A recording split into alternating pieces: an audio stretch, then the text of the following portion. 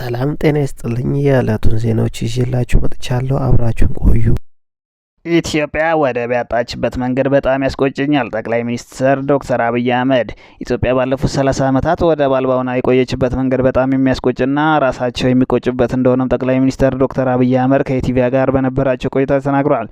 ያስቆጨኛል ስል ብዙዎች ዘመን አመጣሽ ይመስላችኋል ያሉ ጠቅላይ ሚኒስትሩ ይህ ጠቅላይ ሚኒስትር ሲሆን የመጣ ሳይሆን ከዛሬ 15 ዓመታት በፊት አቋሜ እንደነበር በቪዲዮ ማየት ይቻላል ብለዋል። ኢትዮጵያ ወደብ በማጣቷ ምክንያት ከፍተኛ ጉዳት እንደደረሰባትም ጠቅሰው ኢትዮጵያ ሌላውን ሳትጎዳ መጠቀምና ጉዳቷን መቀነስ ትችል እንደነበርም ተናግረዋል። የተጎዳና የተሰበረ ሀገር በዘላቂነት የሰከነ ሰላም ያመጣል ብዬ አላስብም ያሉት ጠቅላይ ሚኒስትር አብይ አህመድ ይህ በዓለም ወደብ አልባ ሀገራት ታሪክ የሌለ ግዙፍ የሆነ አካሄድ በንግግር መፈታት አለበት ብለውም እንደሚያምኑም ገልጸዋል። ኢትዮጵያውያንም የራሳችንን የምናረክስበት ልክ ያሳዝነኛል። ብዙ ሀገራት የማየት እድል አጋጥሞኛል። ኢትዮጵያ የምትራከስ ሀገር አይደለችም። ኢትዮጵያውያን የሚራከሱ አይደሉም። ኢትዮጵያውያን የራሳቸውን አርከሰን የሌላውን አግዝፈን የምናይበት ልክ ያሳዝነኛል በማለት ስለ ራሳችን ያለን ግምት ብዙ ነገር እንዳሳጣንም አንስተዋል። በዚህ ምክንያት በሀገር ታሪክ የሚኮራ ተነጋግሮ የሚግባባና የራሱን የማያረክስ ትውልድ እንዲፈጠር አብዝቼ እየሰራው ነው ብለዋል ጠቅላይ ሚኒስትር ዶክተር አብይ አህመድ ከኢቲቪ ጋር በነበራቸውም ቆይታ። ኢሰመኮ የተዛባ ሪፖርት ያወጣ ነበር ሲሉ ጠቅላይ ሚኒስትር ወቀሱ። ጠቅላይ ሚኒስትር አብይ አህመድ የሀገሪቱ የመብት ጥበቃ ተቋሙ የኢትዮጵያ ሰብአዊ መብት ኮሚሽን ኢሰመኮ ባለፉት ዓመታት የተዛባ ሪፖርትን ሲያወጣ ነበር ሲሉ ወቀሱ። ጠቅላይ ሚኒስትሩ ከኢትዮጵያ ቴሌቪዥን ጋር ባካሄዱት ቃለ ምልልስ ላይ ከዚህ በፊት በመንግስታችን ላይ ባልተገለጸ ሁኔታ ኢሰመኮ ባለፉት 3 እና 4 ዓመታት በተዛባ መንገድ በኢትዮጵያ መንግስት ላይ ሪፖርት ሲያወጣ ነበርም ሲሉ ተደምጠዋል።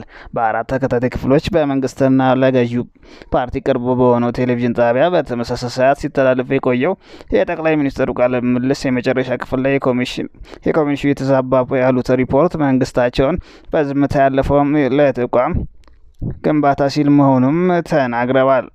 መንግስት ለሰብአዊ መብት ከፍተኛ ኮሚትመንት ቁርጠኝነት አለው ያሉት ጠቅላይ ሚኒስትሩ ኮሚሽኑ እዚችው አካባቢ ተቀምጦ አዲስ አበባ ሲያወራ የነበረው ሪፖርት እያደመጥን ዝም የሚል መንግስት መፍጠር መቻላችን ትልቅ እምርታ ነው ብለዋል። ጠቅላይ ሚኒስትሩ መንግስት ለነጻ ተቋማት የከፈለውን ዋጋ ሲናገሩ እንኳን ውሸት እንኳን ቅጥፈት እንኳን ያልተስተካከለ ዳታ የተስተካከለ ቢሆንም መንግስት ሳያውቀው መንግስት መክሰስ እኮ ከዚህ በፊት አይቻልም ሲሉም ገልጸዋል። ወደ ውጪ ዜና እንገባለን። ኮሎምቢያ ፕሬዝዳንታዊ እጩ በምረጡኝ ዘመቻ ላይ ሳሉ ጭንቅላታቸውን በጥይት ተመቱ። በኮሎምቢያ ዋና ከተማ ቦጎታ የምርጫ ቅስቀሳ ላይ የነበሩት የኮሎምቢያ ፕሬዝዳንት እጩ 3 ጊዜ በተተኮሰባቸው ጥይት መመታታቸው ተገለጸ። የፕሬዝዳንታዊ እጩ 2 ጊዜ ጭንቅላታቸው ላይ መመታታቸውን ተነግሯል። የ39 ዓመቱ ሚጌል ቱርባይ ጥቃት የደረሰባቸው ቅዳሜ ዕለት በአንድ መናፈሻ ውስጥ ለተሰበሰቡ ሰዎች ንግግር ሲያደርጉ ነው። ፖሊስ በቦታው የ15 ዓመት ተጠርጣሪ በቁጥጥር ስር መዋሉን የሀገር ውስጥ መገናኛ ብዙኃን ዘግበዋል። ባለቤታቸው ማሪያ ክላውዴሪ ታራዞና ህዝቡ የፕሬዝዳንታዊ እጩ ህይወታቸው እንዲተርፍ እንዲጸልይላቸውም ተማጽነዋል። ትራምፕ በሎስ አንጀለስ የተቀሰቀሰውን ግጭት ተከትሎ ወታደር አሰማሩ። የአሜሪካው ፕሬዝዳንት ዶናልድ ትራምፕ በሎስ አንጀለስ ለተቃውሞ የወጡ ሰነድ አልባ ስደተኞች የፈጠሩትን አለመረጋጋት ለመቆጣጠር 2000 ወታደሮችን አሰማሩ። ትራምፕ ስደተኞችን ከአሜሪካ እንዲያባሩ በዋናነት የሚደግፉ ቶም ሆርማን ቅዳሜ ዕለት ለፎክስ ኒውስ ሎስ አንጀለስ ደህንነት የተጠበቀች እናደርጋታለን ብለዋል። ቅዳሜ ዕለት በሎስ አንጀለስ ከፍተኛ የደቡብ አሜሪካ ዜጎች በሚኖሩባት አካባቢ ለሁለተኛ ጊዜ ከፍተኛ ተቃውሞ ተቀስቅሷል። ተቃውሞ ሰልፈኞች ከፌዴራል የስደተኞችና የጉምሩክ ፖሊሶች ጋር ተጋጭተዋል። በፓራማውንት ዲስትሪክት ተቃውሞ ሰልፈኞቹን ለመበተን አስለቃሽ ጋዝና ዱላም ጥቅም ላይ ውሏል። ቀጠለው የትራምፕና መስክ ውዝግብ። ፕሬዚዳንት ዶናልድ ትራምፕ ኤለን መስክ ዲሞክራቶችን ከደገፈ ከባድ ዋጋ ያስከፍሏል ሲሉ አስጠነቀቁ።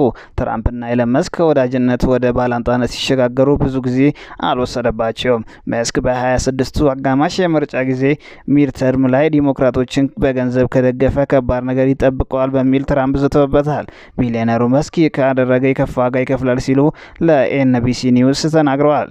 የጂፒኦን ቁልፍ ሰው ትራምፕ የዓለም ቁጥር አንዱ ቱጃር መስክ ስለሚጠብቀው እርምጃ በዝርዝር ትራምፕ ባያስረዱም ዋጋ እንደሚከፍል ግን በይፋ ተናግረዋል። ከአሜሪካ መንግስት ዳጎስ ያለ ገንዘብ የሚያስገኝ ኮንትራት ውል ያለው መስክ ከሪፐብሊካኖቹ ወደ ዲሞክራቶች ፊቱን ሊያዞርግ እንደሚችልም እየተነገረ ነው።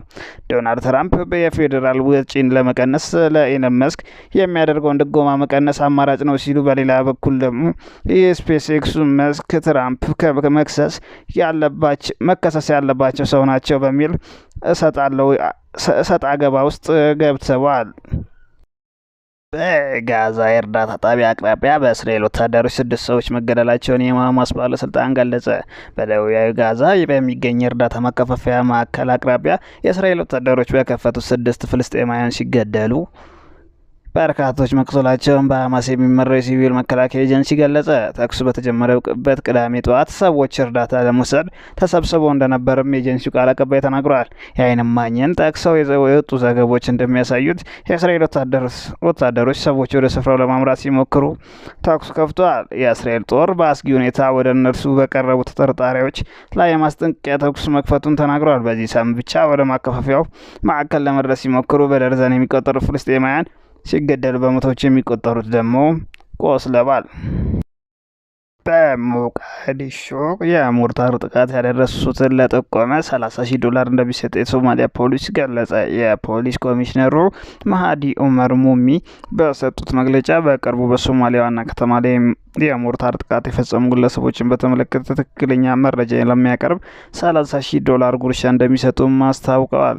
ኮሚሽነሩን ጨምሮ ተመሳሳይ ጥቃት እንዳይደርስ የከተማው ነዋሪ ነቅቶ እንዲጠብቅ አሳስቧል። እንዲሁም በሰላም እርጃቸውን ለሚሰጡ የአልሸባብ አባላት ምህረት እንደሚደረግላቸው ጥሪ አቅርበዋል ሲል ኢራን ኒውስ ዘግቧል። አይሲሲ ያወዛገባቸው ነው። በዓለም አቀፉ የወንጀል ፍርድ ቤት ኢንተርናሽናል ክሪሚናል ኮርት አይሲሲ ጉዳይ የአሜሪካና የአውሮፓ ህብረት ውዝግብ ፈጠሩ። የዋሽንግተን አስተዳደር በአይሲሲ 4 ዳኞች ላይ ማዕቀብ የጣለስ ቢሆንም የአውሮፓ ህብረት ግን ማዕቀቡ እንደማይቀበለው ገልጿል። የህብረቱ አባል የሆነችው ስሎቬኒያ የአሜሪካ ማዕቀብ በአውሮፓ ውስጥ ተግባራዊ እንዳይሆን ጥሪ አቅርበዋል። የአውሮፓ ኮሚሽን ፕሬዚዳንት ዛሬ በኤክስ ገጻቸው ላይ አይሲሲ በዓለም ላይ ከባድ ወንጀል የፈጸሙት ተጠያቂ የሚያደርግ ነው፣ ለተጎጂዎችም ድምጽ ከመሆን አንጻር ያለ ጫና እርምጃ እንዲወስድ ነጻነቱን ሊጠብቅ ይገባልም ብለዋል። የአውሮፓ ምክር ቤትም ፕሬዚዳንት አንቶኒ ኮስታም የአይሲሲ የዓለም አቀፍ ፍትህ ስርዓት መሰረት በመሆኑ ነጻነቱ ሊከበርለት እንደሚገባ አሳስበዋል።